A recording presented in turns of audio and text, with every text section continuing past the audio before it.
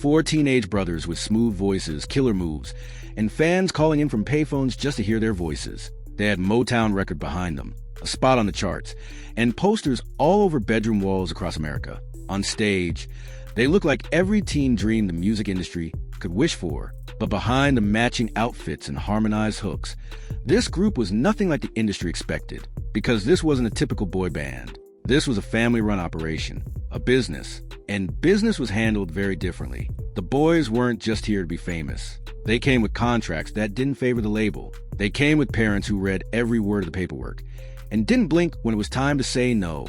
They had a phone hotline that made real money. And guess what? The label didn't get a cut. Every t-shirt, every magazine cover, every piece of merch, the family made sure it stayed in-house. And while the world danced to Dial My Heart, Motown was behind the scenes, sweating bullets, because they realized they weren't the ones holding the power. So what did Motown do? They tried to fix that. Quietly, strategically, they dangled massive deals. They cut backroom offers. They tried to push the parents aside and reshape the group, but nothing worked. And when the label finally played hardball by burying an album and freezing the group out, the boys made a move that still shocks the industry to this day. They walked away, not from a single, not from a show, but from the entire machine. They left fame, turned down millions, and moved halfway across the world to start something new. And if you're wondering why you haven't heard much about them since, the answer isn't drama or downfall. It's peace, power, ownership. Let's talk about what really happened to the boys. The boys, Kyrie, Hakeem Taj, and Bilal Abdul-Samad, blew up in the late 80s. And when we say blew up, we're talking platinum dreams with teenage screams. They were signed to Motown. The music hit immediately. Dial My Heart was all over the radio. Lucky Charm came right after. Their style? Clean, coordinated, and completely marketable. They could sing. They could dance. They were cute enough for Tiger Beat and talented enough for Soul Train. But what made them different wasn't their voices. It was who was running the show. Their parents, Jabari and Angela, weren't trying to be famous themselves. They were trying to make sure their sons didn't get eaten alive by the industry. So they studied, really studied. They enrolled in entertainment law courses. They learned about royalties, master rights, publishing splits, merchandising terms. While most parents were just proud their kids had a record deal, Jabari and Angela were flipping through clauses and asking for revisions. From day one, the family refused to give up full control. The managers and execs who usually made all the decisions, they were sidelined. Motown executives thought they were getting another Jackson 5. What they actually got was a young empire in the making. That rubbed people the wrong way. Because here's the truth about the music industry. Labels don't like artists who know what they're worth. They prefer stars who will sign anything just to be on stage. But the boys weren't desperate. They didn't need to be. Their parents made sure the fan line, the merch, the licensing, everything ran to them first. And it was working. They were getting paid. Still, Motown wasn't happy. The label wanted more control over the image, more control over the brand, and definitely more control over the money. So they did what labels do. They offer a massive new contract, a 6-album deal with bonuses, tour budgets, and the promise of their own imprint. On paper, it looked golden. In reality, it was a power grab dressed as a promotion. The family saw for what it was and said no, just flat out no.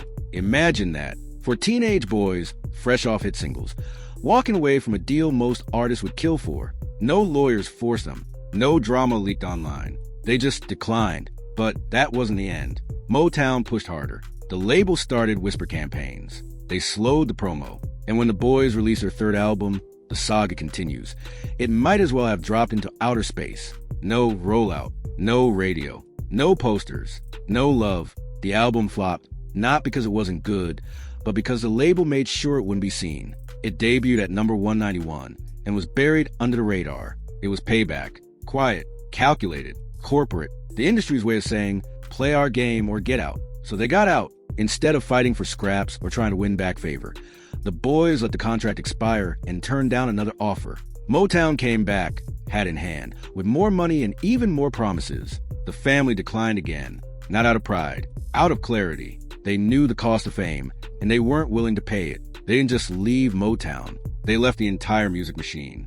First, they moved to Georgia. They slowed down. They focused on themselves. But they weren't finished building. They went vegan. They shifted their spiritual beliefs. They started diving into African studies, metaphysics, and holistic living. And then came the biggest move. they relocated to Gambia, not as a PR stunt, not to shoot a documentary, just because they wanted to. They were looking for roots, for peace, for clarity. They weren't chasing charts anymore. They were building community. Two of the brothers stayed in Gambia full-time. They mentored young artists, helped build studios, collaborated with local musicians, taught kids how to record, taught them about contracts, too, and they kept making music, just on their own terms. They created a new sound, Bomax, a blend of Afrobeat rhythms, R&B vocals, and spiritual themes. It wasn't pop radio material, and they didn't care. This wasn't music for algorithms. It was music for purpose. They launched their own label, Sunlight Music, and kept everything independent. No label cuts, number 360 deals, no creative compromises. They recorded when they wanted, released when they wanted, said what they wanted. Meanwhile, the two brothers who returned to the U.S. didn't chase the spotlight. They moved to Atlanta and Los Angeles and got into investing. One brother bought a retirement community in Florida. Another helped develop community housing. They put money into property, into wellness, into people. And while most former child stars were signing up for reality shows just to make rent, the boys were stacking quiet wealth. No headlines, no scandals, just peace. Today, their estimated combined net worth is somewhere between $3 and $5 million.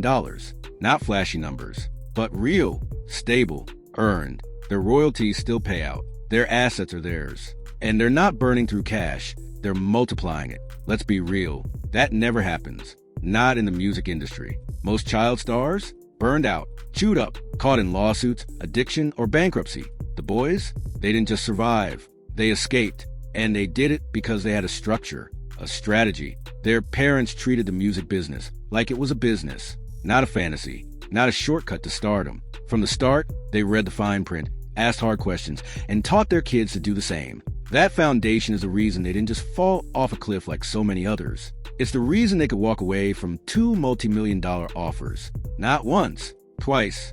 Full creative control on paper, a bigger platform, more tour dates. And they still said, no thanks, not out of fear, out of focus. They understood something most artists don't learn until it's too late. If you don't own your work, you're renting your future. And let's not gloss over facts. That 1 to 900 fan line, it was a money printing machine. Fans paid by the minute. The messages were pre-recorded, and the family kept 100% of the revenue. No split with a label, no outside agency. They owned it all. Same with the merch, the tour tees, the posters, the glossy full-page photo books. All of it went through the family business. No shady back-end splits, no surprise charges. They made money off every dollar the fans spent. Even now, the brothers still hold publishing rights, still collect royalties. And when they perform, they don't have to ask for permission. You know what else they did? Mentored. One of the brothers funded music studios for young artists in Gambia, helped them record and release their own songs,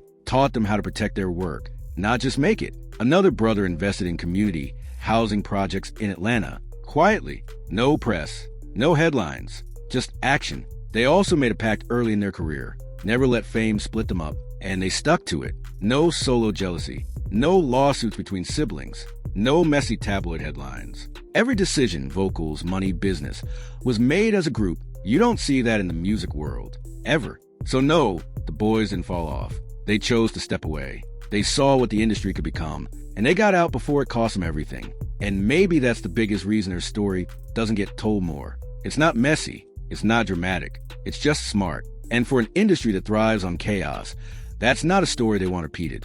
So let's ask the real questions. Would you have walked away from millions at the peak of your career? Would you have chosen legacy over limelight? Business over buzz? Would you trade screaming fans for financial freedom? Let us know in the comments. Be honest. Could you do what they did? Would you still go to a live show if they ever came back? Who do you think is following in their footsteps today? And if you love seeing true behind-the-scenes stories like this, hit that like button, smash that subscribe, and turn on notifications, because we got more music industry legends, untold stories, and quiet power moves coming up next. The boys didn't crash. They didn't burn out. They built something and left on their own terms. And that might be the most powerful career move we've ever seen.